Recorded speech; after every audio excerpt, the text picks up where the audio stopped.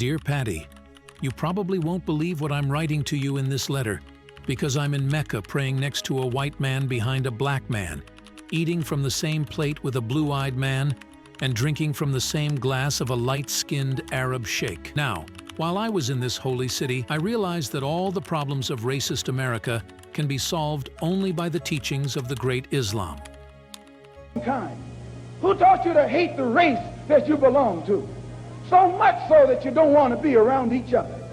Malcolm X is a black American, born on May 19, 1925, in Omaha, Nebraska. His early life was marked by hardships and tragedy. He was raised by his father, who worked as a pastor in a church, but was surprised at a young age when his father was killed by white men who professed the same religion as his father. So why did they kill him?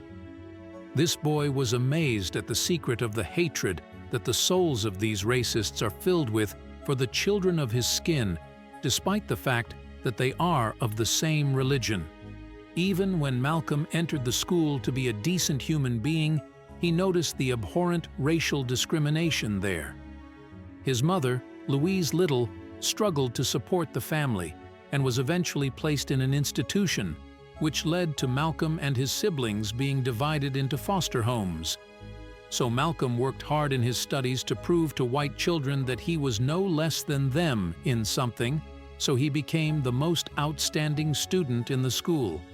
The school rewarded him by dismissing him from the whole education to find himself homeless on the streets of New York, where his dream was to become a lawyer.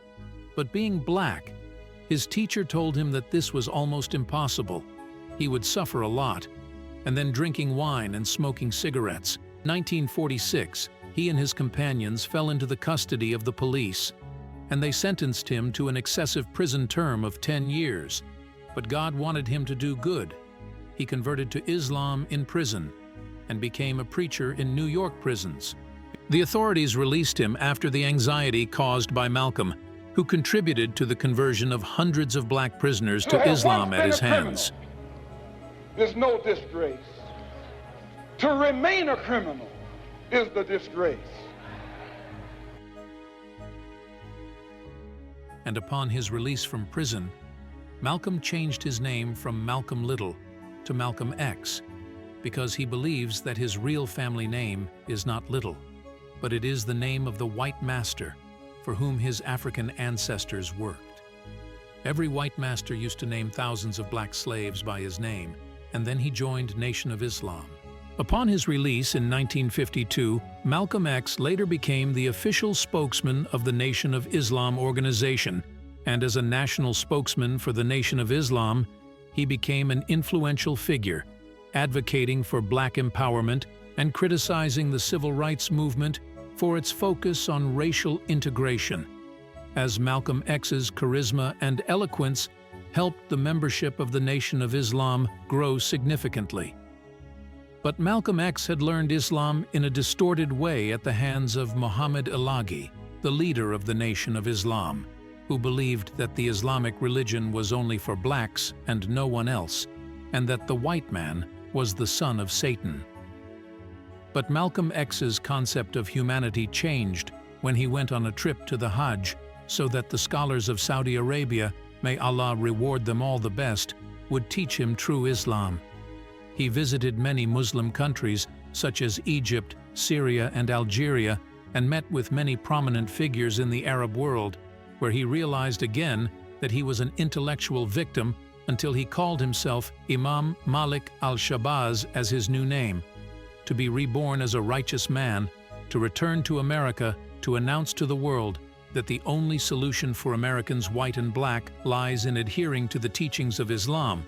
His relationship with the leader of the Nation of Islam, Elijah Muhammad, deteriorated, and Malcolm eventually left the organization in 1964, as Malcolm X founded the Islamic Mosque Organization, the Organization of African American Unity, which converted to Sunni Islam after coming from Mecca, which it combined black and white under one umbrella.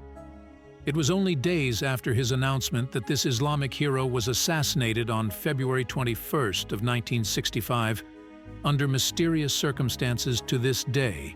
With his assassination, The journey of one of America's most important heroes, if not the greatest, ends as he spent his life between pain, sadness, loss of loved ones, and human racism that does not differentiate between young and old, and a defender of humanity, as he was brave and feared only No, God. I don't worry. I tell you, I'm a man who believed that I died 20 years ago, and I live like a man who is dead already. I have no fear whatsoever of anybody or anything.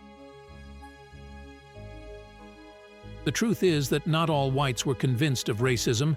There was a giant American president who changed the fate of tens of millions of African slaves in America. But what is the dangerous secret that prompted this particular president alone to free the slaves, and why this American president was the first American president in the history of the United States to be assassinated under mysterious circumstances?